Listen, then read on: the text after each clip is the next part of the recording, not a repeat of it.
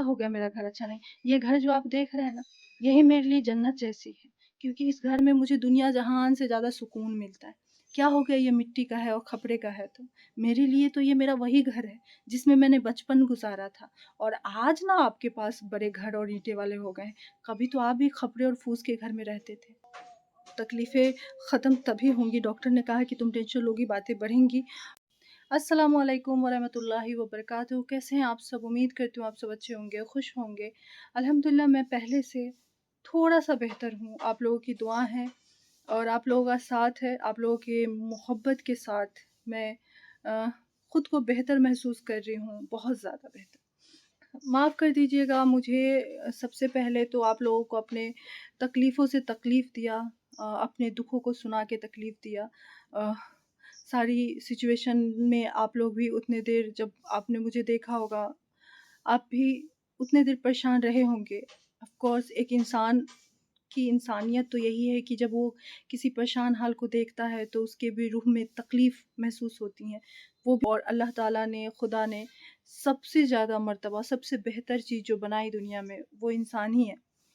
और उसकी वजह यही है कि उसके दिल में रहम, मोहब्बत, फ़िक्र और एक दूसरे की हेल्प करने के लिए जो ख़ुसूसी तौर पे जज़्बात होते हैं वो है उसके अंदर। तो आप लोगों से दुआ की गुज़ारिश बनी रहेगी, क्योंकि सिचुएशन अभी भी कंट्रोल में नहीं है। सिचुएशन इसलिए कंट्रोल में नहीं है कि पहले के मुकाबले तकलीफ़ें भले ही कम हुई है, लेकिन जड़ से ख़त्म नहीं हुई। तो इलाजें तो चल रही हैं, मुसलसल इंजेक्शन का जो डोज़ था वो कंप्लीट हो गया हुआ है। वो सिचुएशन बहुत बुरी थी, शायद इतनी बुरी कि मैं अगर आपको वो सिचुएशन दिखाती, आप किसी तरह देख पाते उस सिचुएशन को, तो आप महसूस कर पाते कि मैं किस पेन में हूँ, दर्द में हूँ।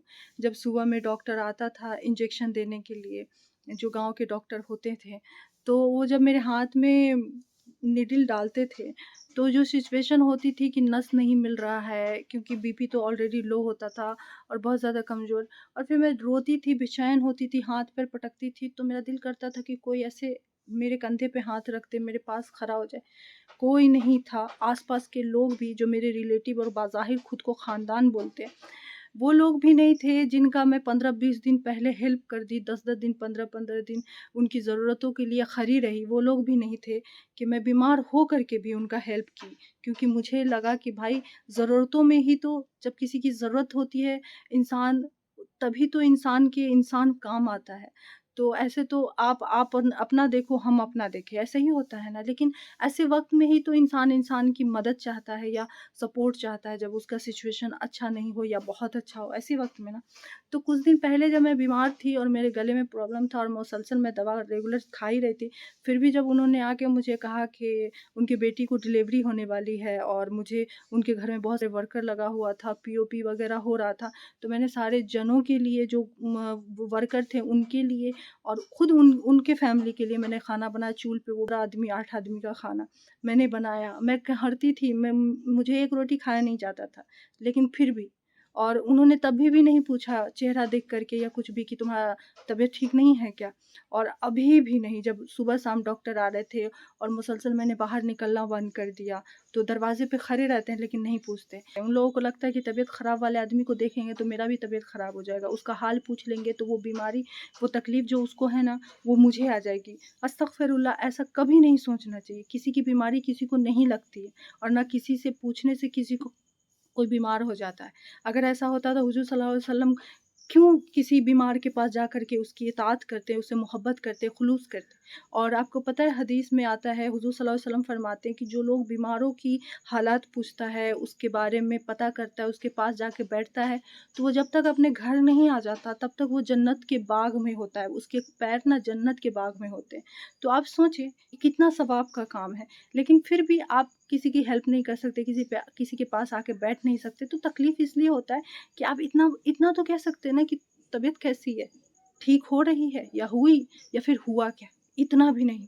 तो बुरा लगता है कि जिस जिस लोगों को हम लोगों ने इतना माना, हर चीज़ में हम लोग खड़े रहें, मेरी माँ खड़ी रही और सब लोग, वो लोग आज मुझे साइड कर दिए सिर्फ़ इसलिए कि आप बड़े घर हो गए हैं आपके, आपको दौलत हो गया है, बड़ी-बड़ी बिल्डिंगें आपने 2 तल्ले वाली बना ली हैं, तो अब मेरा झोंपड़ी देख कर के आपको लगता होगा कि ये तो गरीब है, अब इससे क्या काम है ना? अब तो मेरे पास बड़े लोगों के साथ उठना-बैठना हो गया, तो क्या हो गया, गरीब हूँ तो, अल्लाह एक दिन मुझे भी बहुत देगा।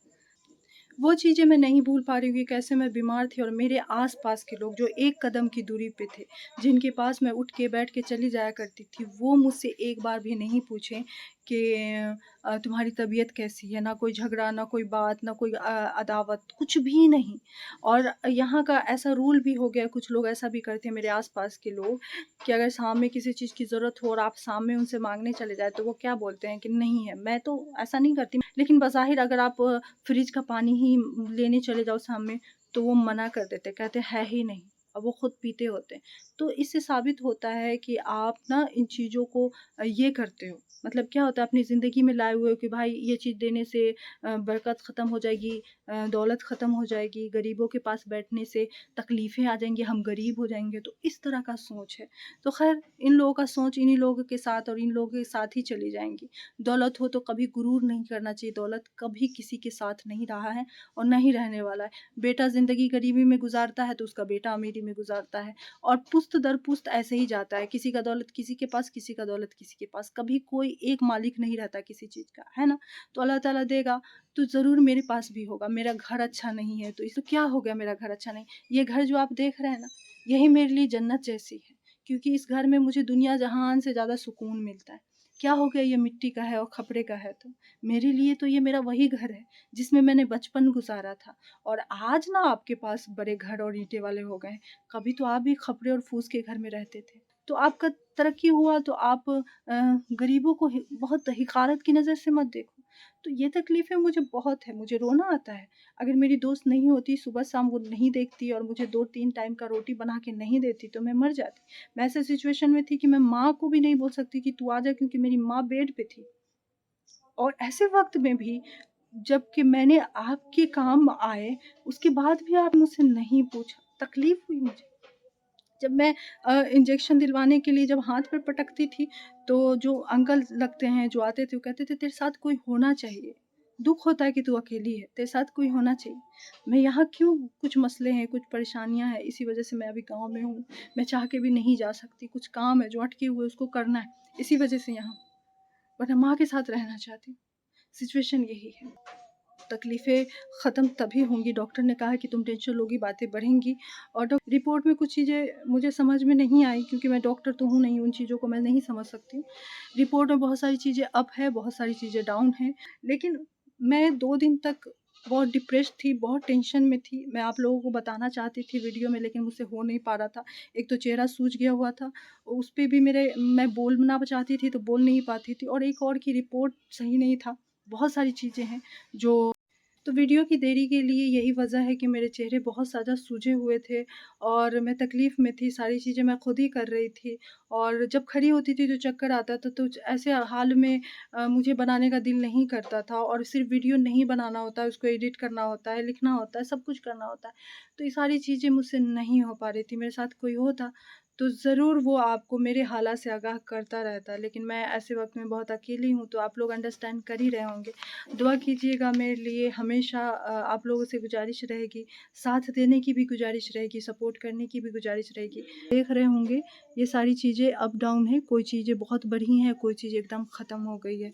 तो मतलब जितना रहना चाहिए रेंज से भी नीचे चली गई हैं, ज़ीरो चली गई हैं, तो ये चीज़ें सिचुएशन सही नहीं है, टेंशन वाली बात है, डॉक्टर ने भी बोला है। और थायराइड का भी टेस्ट हुआ था, वो भी ठीक-ठाक है, और एक और टेस्ट हुआ था जो मैं अभी भूल रही हूँ, शायद वो अ, टीएलसी और डीएलसी करके कोई टेस्ट होता है, वो टेस्ट हुआ था। तो वो टेस्ट भी थोड़ा-सा सही नहीं है, उसमें भी बहुत सारी चीज़ें हैं, अप डाउन हैं, और बाकी ये है कि जो भी प्रॉब्लम सामने आई है वो लाइलाज नहीं है, इलाज वाली है, लेकिन हाँ, सिचुएशन को जल्दी कंट्रोल करना पड़ेगा, लॉन्ग टाइम दवा खाना होगा। दवा बहुत ज़्यादा एक्सपेंसिव है, 5,000 6,000 के मुझे 15 दिन के दवा मिले थे, जिसमें टेस्ट अलग था, फ़ी वगैरह अलग अलग थे। तो मेरे लिए इतना 10-20 दिन का दवा 5,000 दे कर के लेना बहुत मुश्किल था। तो मैंने सिर्फ 5 दिन का या 10 दिन का दवा लिया था, आई थिंक 10 दिन का दवा लिया था। और फिर मैं गई थी दोबारा रिपोर्ट लेने के लिए और दिखाने के लिए, तो उन्होंने फिर से दवा लिखा था और इजाफ़ा कर दिया था दवा। आप लोगों का साथ रहा तो सब कुछ बेहतर होगा, और अल्लाह पाक का साथ रहा तो अल्लाह पाक आपका ज़रिया वसीला बना करके बेहतर ही करेगा मेरे लिए। बाकी तो आप लोग जानते ही हैं सब कुछ बेहतर है। और आज का वीडियो बस इतना ही, क्योंकि मैं नहीं चाहती कि वीडियो बहुत ज़्यादा लंबा हो जाए फिर आप लोग नहीं देखो। तो यकीनन मैं चाहती हूँ आप लोग पूरा वीडियो देखो, तो इसलिए ज़्यादा लंबा करूँगी तो आप लोग देखेंगे नहीं।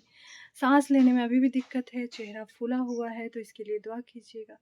और बाकी डॉक्टर ने कहा टेंशन नहीं लेना है, तो मैंने कोशिश की है। आज फ्रेश हुई हूँ तो लिप ग्लॉस लगाएं, काजल लगाएं, ताकि मैं ख़ुद को जब आईने में देखूँ तो ख़ुद बीमार फील ना करूँ।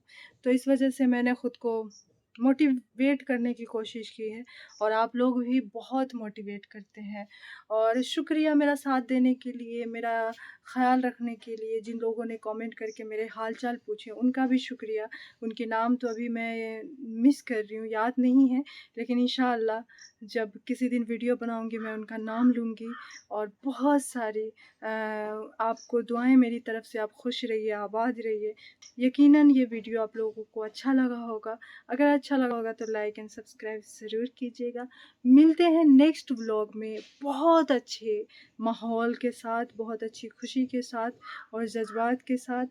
आज का सैडनेस आज ही छोड़ते हैं, ये जो बीमारी है ना इसको भी यहीं पे छोड़ते हैं। फिर नेक्स्ट व्लॉग में, तब तक के लिए अल्लाह हाफिज़, बाय बाय।